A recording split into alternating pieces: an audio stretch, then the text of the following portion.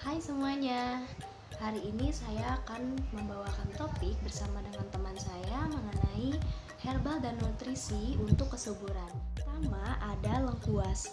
Nah, seperti yang kita tahu bahwa lengkuas itu merupakan salah satu rempah yang biasa dicampur dengan makanan sehari-hari. Nah, lengkuas ini banyak sekali loh manfaatnya. Selain sebagai imunomodulator atau peningkat daya tahan tubuh, bisa juga sebagai penurun tekanan darah tinggi dan pastinya untuk meningkatkan kesuburan pada pria. Yang kedua ada jahe merah. Jahe merah ini mempunyai khasiat meningkatkan kesuburan pada pria karena pada jahe merah terdapat efek afrodisiak atau efek ini dapat merangsang daya seksual pada pria. Selain itu, jahe merah juga mempunyai khasiat lain loh, seperti mencegah gangguan pencernaan dan mengurangi nyeri otot dan sendi. Yang ketiga ada kayu manis. Kayu manis juga digunakan untuk mengobati wanita dengan resistensi insulin yang berhubungan dengan PCOS, Polycystic Ovarium Syndrome. Pada pengobatan tradisional Cina, biasanya kayu manis itu digunakan untuk menghangatkan rahim yang dingin. Maksud dari rahim yang dingin ini adalah rahim yang tersumbat, padat dengan sirkulasi pembuluh darah yang kurang baik, dan riwayat menstruasi yang tidak teratur pada PCOS, endometriosis, uterine fibroid, dan juga amenorrhea. Kayu manis dapat menghangatkan rahim dengan cara meningkatkan sirkulasi darah ke rahim sehingga dapat mengurangi infertilitas dan juga mengurangi kram akibat menstruasi yaitu dismenor. Cara konsumsi kayu manis untuk kesuburan bisa dengan mencampurkan bubuk kayu manis pada masakan dengan teh dan madu atau dengan segelas susu full cream. Yang keempat ada kurma muda. Di Indonesia kurma muda berwarna kuning, merah, atau pirang. Baik kurma muda, kurma tua maupun kurma kering mempunyai kandungan gizi yang hampir sama seperti serat, zat besi, kalium, vitamin B, vitamin B6, vitamin K, vitamin A, dan yang lainnya.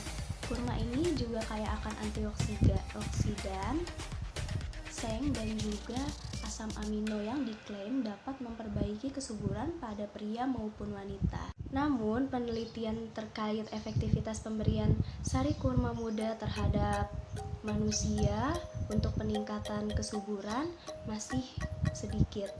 Dan kebanyakan studi-studi dilakukan pada hewan percobaan. 5. Ada red clover atau daun semanggi merah. Nah, red clover ini dapat meningkatkan sekresi lendir serviks sehingga dapat mencegah kekeringan pada vagina. Kemudian dapat meningkatkan aliran darah ke rahim sehingga sirkulasi darah di rahim menjadi lancar.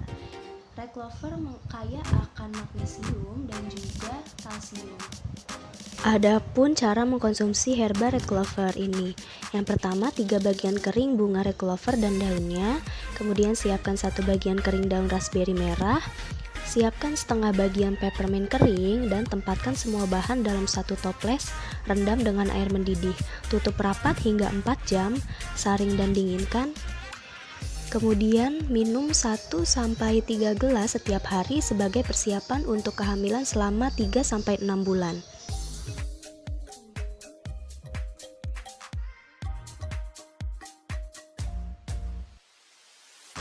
Nah, makanan yang paling pertama adalah makanan yang kaya zat zinc.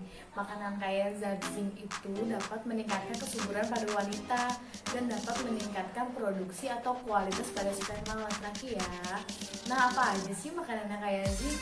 Ini dia, disimak ya.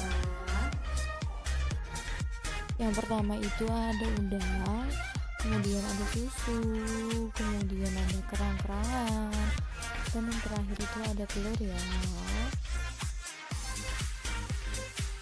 Selanjutnya itu ada vitamin B kompleks ya. Nah, vitamin B kompleks itu untuk membantu ovarium melepaskan zat telur pada saat ovulasi ya. Berikut adalah makanan-makanan yang kaya B kompleks. Nah, yang pertama itu ada telur, kemudian ada susu, ada daging, ada ikan, dan ada kacang-kacangan ya. Nah, selanjutnya itu ada vitamin C dan E. Nah, vitamin C dan E itu berfungsi untuk meningkatkan kualitas sperma pada laki-laki. Nah, apa aja sih makanannya? Yuk, disimak.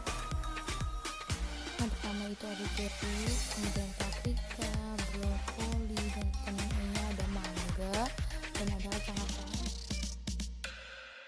Nah, selanjutnya itu ada vitamin D. Setiap wanita atau pria yang kekurangan vitamin D itu mengganggu kesuburannya. Nah, jadi apa aja sih makanannya yang kaya vitamin D? Berikut adalah makanan yang kaya vitamin D. Yang pertama itu ada udang, kemudian ada kuning telur, kemudian ada ikan-ikan, dan jangan lupa ya, kita harus berjemur pagi. Nah, sekian ya video dari saya. Semoga bermanfaat. Sampai jumpa. Wassalamualaikum warahmatullahi wabarakatuh.